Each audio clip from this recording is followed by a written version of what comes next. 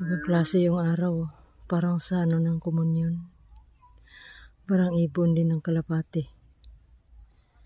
Parang inano ng Diyos samahan. Yan guys, oh, ibang klase talaga. Nagalaw-galaw pa. Araw yan guys. Hindi pong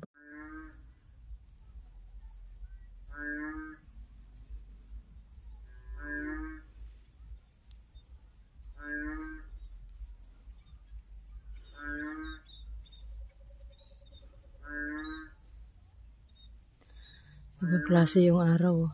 Parang sa ano ng komunyon. Parang ibon din ng kalapati. Parang inano ng Diyos samahan. Yan guys, oh, ibang klase talaga. Nagalaw-galaw pa.